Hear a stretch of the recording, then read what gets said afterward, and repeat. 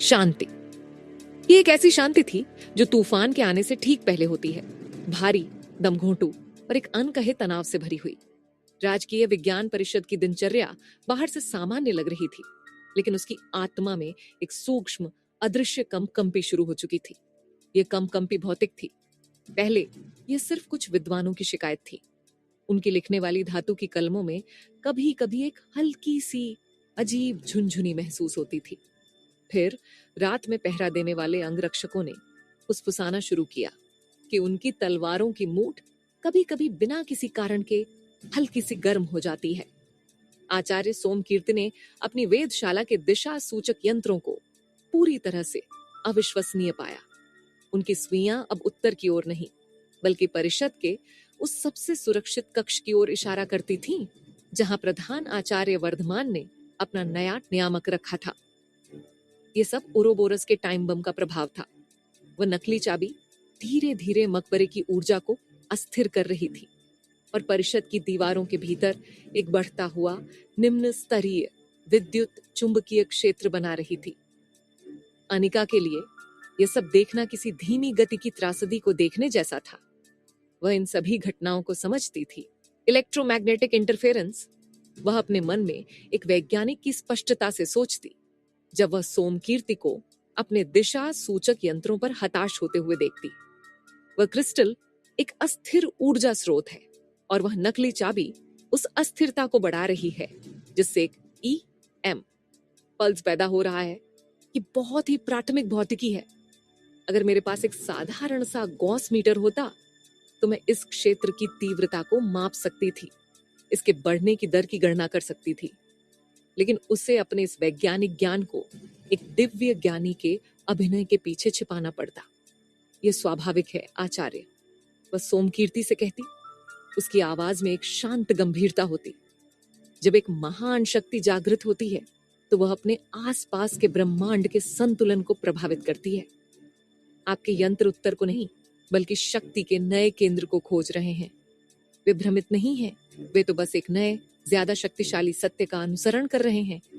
सोमकीर्ति उसकी इस व्याख्या को किसी वेद वाक्य की तरह अपनी पुस्तिका में लिख लेते और अनिका को अपनी इस तकनीकी बेबसी पर एक कड़वी हताश हंसी आती।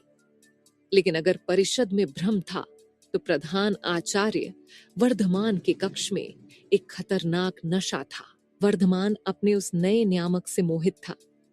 वह घंटों तक उसे अपने हाथ में लेकर बैठता, उसे अपनी इच्छा शक्ति से नियंत्रित करने की कोशिश करता।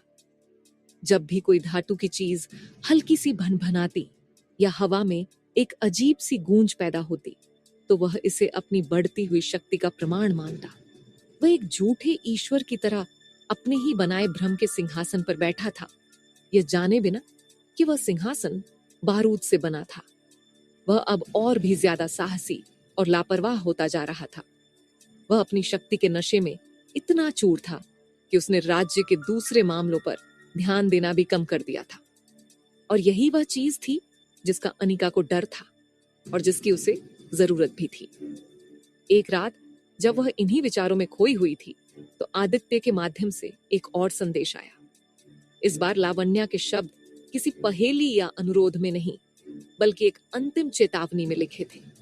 पहाड़ अब और इंतजार नहीं कर सकते, उनके संसाधन समाप्त हो चुके हैं। वर्धमान की बढ़ी हुई गश्त ने उनके सब्र का बांध तोड़ दिया है। वे कह रहे हैं कि अगर 7 दिनों के भीतर जमीन नहीं कांपी तो वे इस पूरे विद्रोह को एक बुरा सपना समझकर भूल जाएंगे और उस सपने को देखने वाले हर व्यक्ति को हमेशा के लिए सुला देंगे। 7 दिन। अनिका के हाथ में पकड़ी पर्ची कांप रही थी। समय अब समाप्त हो चुका था। उसे कुछ करना था। उसे उस भूकंप को लाना था जिसका उसने वादा किया था। वह जानती थी कि उसे वर्धमान की लालसा को ही अपना सबसे बड़ा हथियार बनाना होगा। अगली सुबह वह एक और तत्काल बैठक के लिए वर्धमान के पास पहुंची। प्रधान आचार्य, उसने कहा। उसकी आवाज में एक नई तीव्र ऊर्जा थी। मुझे एक और दर्शन हुआ है। ऊर्जा अब आपके नियंत्रण में आने लगी है। वह आपकी इच्छा को पहचान रही है, लेकिन वह अभी भी कमजोर है, जैसे एक नवजात शिशु। उसे पोषण की आवश्यकता है, एक बड़े ऊर्जा स्रोत की आवश्यकता है जिससे वह जुड़ सके। वर्धमान की आंखों में एक लालची चमक उभरी। कैसा ऊर्जा स्रोत! आकाशीय ऊर्जा! अनिका ने अपनी आवाज को एक भविष्यवक्ता जैसी गूंज दी। कल रात आकाश में एक दुर्लभ खगोलीय संयोग होने वाला है, जब बृहस्पति और शनि एक ही रेखा में होंगे। ये एक ऐसा क्षण होगा जब ब्रह्मांड के द्वार खुलेंगे। अगर उस क्षण आपने अपने नियामक का प्रयोग परिषद की सबसे ऊंची मीनार से किया, तो यह उस आकाशीय ऊर्जा को सोख लेगा और आपकी शक्ति 100 गुना बढ़ जाएगी। ये एक शानदार वैज्ञानिक रूप से बकवास, लेकिन नाटकीय रूप से सिद्ध योजना थी। परिषद की सबसे ऊंची मीनार से, वर्धमान ने कहा।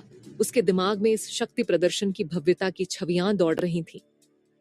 हाँ, अनिका ने पुष्टि की, लेकिन एक चेतावनी है। यह प्रक्रिया एक विशाल ऊर्जा को जन्म देगी। परिषद की नींव कांप सकती है, आकाश में एक अजीब रोशनी दिखाई दे सकती है और एक ऐसी ध्वनि उत्पन्न हो सकती है जो पूरे शहर को सुनाई दे। यह सब उस शक्ति के जन्म के लक्षण होंगे। उसने वर्धमान को वही दिया जो वह चाहता था, और भी ज्यादा शक्ति का वादा, और उसने उसी वादे में उस भूकंप और संकेत को भी छिपा दिया था जिसकी लावण्या को जरूरत थी। वर्धमान अपनी कुर्सी से उठा। वह उस शक्ति के सपने में खो चुका था, एक ऐसे भविष्य के सपने में जहां वह सिर्फ एक प्रधान आचार्य नहीं बल्कि एक देवता होगा। तैयारी करो विक्रम, उसने अपनी आवाज में एक नए, लगभग पागलपन वाले उत्साह के साथ कहा। कल रात हम विदिशा को दिखाएंगे कि असली शक्ति क्या होती है। अनिका ने सिर झुकाया, लेकिन उसकी आंखों में एक ठंडी गणना करने वाली शांति थी। वह तैयारी कर रही थी, लेकिन वर्धमान के राज्याभिषेक की नहीं।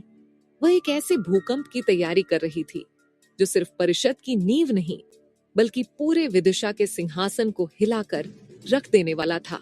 रात, ये कोई साधारण रात नहीं थी। ये एक ऐसी रात थी जब आकाश स्वयं एक नाटक का मंच बना हुआ था और विदिशा के सितारे अपनी अपनी भूमिका निभाने के लिए तैयार थे। राजकीय विज्ञान परिषद की सबसे ऊंची मीनार पर हवा ठंडी और तेज थी और उसमें एक अजीब बिजली जैसी गूंज थी। इस मीनार के शिखर पर, जो शहर के किसी भी और स्थान से ज्यादा आकाश के करीब थी, 2 लोग खड़े थे।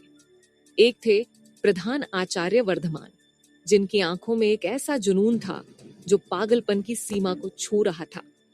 उन्होंने अपने सबसे कीमती वस्त्र पहने थे और उनका पूरा शरीर एक ऐसी प्रत्याशा में तना हुआ था जैसे कोई देवता अपने राज्याभिषेक की प्रतीक्षा कर रहा हो। और दूसरी थी अनिका, विक्रम सिन्हा के रूप में। उसका चेहरा शांत था, उसकी आंखें आकाश पर टिकी थीं, लेकिन उसका हर तंतु एक ऐसी कसकर खींची हुई तार की तरह था जो किसी भी पल टूट सकती थी। समय आ गया है, अनिका ने अपनी आवाज को एक गहरी भविष्यवक्ता जैसी गूंज दी जो तेज हवा में भी स्पष्ट सुनाई दे रही थी। देखिए प्रधानाचार्य, बृहस्पति और शनि, वे एक हो रहे हैं। आकाश में 2 सबसे चमकीले सितारे एक दूसरे के इतने करीब आ गए थे कि वे एक ही विशाल धधकते हुए तारे की तरह लग रहे थे। ये एक दुर्लभ खगोलीय संयोग था, एक ऐसा दृश्य जिसने नीचे शहर में मौजूद हर व्यक्ति को अपनी छत पर आने और आकाश को देखने के लिए मजबूर कर दिया था। वे नहीं जानते थे कि असली नाटक आकाश में नहीं बल्कि परिषद की उस ऊंची मीनार पर हो रहा था। अब अनिका ने आदेश दिया, अपने नियामक को उठाइए और उसे आकाश के हृदय की ओर कीजिए। ब्रह्मांड की सारी ऊर्जा को अपने भीतर समाहित होने का आह्वान कीजिए। वर्धमान ने कांपते हुए लेकिन दृढ़ हाथों से उस नकली चाबी को उठाया। उसने उसे दोनों हाथों से पकड़कर आकाश की ओर उठाया, जैसे वह कोई दिव्य भेंट चढ़ा रहा हो। अनिका ने अपनी आंखें बंद कर लीं। यह पल था, वह सिर्फ एक नाटक नहीं कर रही थी, वह एक टाइम बम को सक्रिय कर रही थी जिसका नियंत्रण अब उसके हाथ में भी नहीं था। वर्धमान ने अपनी आंखें बंद की और अपनी पूरी इच्छा शक्ति को उस नकली नियामक पर केंद्रित कर दिया। और फिर यह शुरू हुआ। पहले यह सिर्फ एक हल्की सी भनभनाहट थी जो उस नियामक से निकलकर वर्धमान के हाथों में और फिर पूरी मीनार के पत्थर में फैल गई। फिर हवा में एक नीची, गहरी, गूंजती हुई ध्वनि पैदा हुई, जैसे कोई विशाल अदृश्य मधुमक्खी उनके चारों ओर मंडरा रही हो। वर्धमान की आंखें खुशी से फैल गईं। यह काम कर रहा है, वह चीखा। उसकी आवाज हवा में जीत के नारे की तरह गूंजी। मुझे महसूस हो रही है शक्ति। लेकिन अनिका कुछ और महसूस कर रही थी। उसे अपने आसपास की हवा में एक अजीब ओजोन जैसी गंध महसूस हो रही थी। उसे अपने शरीर के रोंगटे खड़े होते हुए महसूस हो रहे थे, जैसे किसी बिजली के तूफान से पहले होता है। शहर से मीलों दूर विंध्य पर्वत की तलहटी में छिपी हुई लावण्या अपने घोड़े पर बैठी थी। उसकी आंखें विदिशा के ऊपर आकाश पर टिकी थीं। उसके पिता सेना अमात्य शूरसेन उसके ठीक बगल में थे और उनके पीछे हजारों विद्रोहियों की एक खामोश सेना अंधेरे में इंतजार कर रही थी। उनका धैर्य समाप्त हो चुका था। उनके पास सिर्फ आज रात थी। कुछ नहीं होगा, एक सरदार ने फुसफुसाते हुए कहा। हमें धोखा दिया गया है। लावण्या ने कोई जवाब नहीं दिया। उसने बस उस ज्ञानी के अंतिम संदेश को याद किया। जमीन कांपने का इंतजार करें। परिषद की मीनार पर कंपन अब और भी तेज हो गया था। पत्थर का फर्श अब हल्की सी लेकिन स्पष्ट रूप से कांप रहा था। वर्धमान के हाथ में पकड़ा नियामक अब एक हल्की नीली रोशनी से चमकने लगा था। और शक्ति! वर्धमान चिल्लाया। उसकी आंखों में अब कोई तर्क नहीं था, सिर्फ शुद्ध अनियंत्रित लालसा थी। मुझे और शक्ति चाहिए। आप शक्ति को नियंत्रित नहीं कर रहे हैं प्रधानाचार्य, अनिका ने अपनी आवाज को शांत रखने की कोशिश करते हुए कहा। आप उसे सिर्फ आमंत्रित कर रहे हैं। सावधान रहे, कहीं यह आपके नियंत्रण से बाहर ना हो जाए। लेकिन वर्धमान उसे सुन नहीं रहा था। वह अपनी ही बनाई दुनिया में खो चुका था। और तभी कंपन एक झटके में बदल गया, एक तीव्र हिंसक झटका जिसने मीनार की नींव तक को हिलाकर रख दिया। नीचे शहर में लोगों ने अपने घरों की दीवारों को कांपते हुए महसूस किया। कई मिट्टी के बर्तन अलमारियों से गिरकर टूट गए। भूकंप! लोग सड़कों पर चिल्लाने लगे, लेकिन यह भूकंप नहीं था। ये ओरोबोरस का टाइम बम था, जो अब अपनी पूरी शक्ति से धड़क रहा था। मीनार के शिखर पर धातु की बनी रेलिंग एक तीव्र भिनभिनाती हुई आवाज करने लगी। वर्धमान के अपने शरीर पर पहने हुए सोने के आभूषण भी कांप रहे थे। और फिर आकाश में एक और कहीं ज्यादा अविश्वसनीय घटना घटी। मीनार के शिखर के ठीक ऊपर हवा में एक अजीब हरी और बैंगनी रंग की रोशनी नाचने लगी, जैसे किसी उत्तरी ध्रुव की अरोरा बोरियालिस ने अपना रास्ता भटक कर विदिशा के आकाश को अपना मंच बना लिया हो। यह एक अद्भुत और उतना ही भयानक दृश्य था। पहाड़ों में लावण्या की सांसें रुक गईं। उसने उसे देख लिया था। वह अजीब अलौकिक रोशनी, जमीन का कांपना, ये संकेत था। वह अपनी तलवार म्यान से बाहर निकालते हुए चिल्लाई। उसकी आवाज में 7 दिनों का इंतजार और एक विद्रोह का पूरा जुनून था। आक्रमण! हजारों तलवारें एक साथ म्यान से बाहर निकलीं और एक पूरी सेना अंधेरे से निकलकर विदिशा की ओर दौड़ पड़ी, जो अपने नए पागल ईश्वर के जन्म के जश्न में कांप रहा था। परिषद की मीनार पर वर्धमान ने अपनी आंखें खोली और अपने चारों ओर नाचती हुई उस दिव्य रोशनी को देखा। अपने पैरों के नीचे जमीन का कंपन महसूस किया। वह जोर जोर से हंसने लगा, एक ऐसे देवता की हंसी जो अपनी ही रचना को देखकर मोहित हो गया हो। देखा विक्रम, वह चीखा। मैंने कहा था, मैं ही शक्ति हूं, मैं ही इस ब्रह्मांड का नया केंद्र हूं। अनिका पीछे हट गई, उस हंसते हुए पागल हो चुके व्यक्ति को देखते हुए। वह जीत गई थी। उसने लावण्या को उसका संकेत दे दिया था। विद्रोह शुरू हो चुका था, लेकिन वह एक ऐसे भूकंप के केंद्र में खड़ी थी जिसे उसने खुद ही शुरू किया था। और उसके सामने एक ऐसा व्यक्ति खड़ा था जो खुद को ईश्वर समझ रहा था।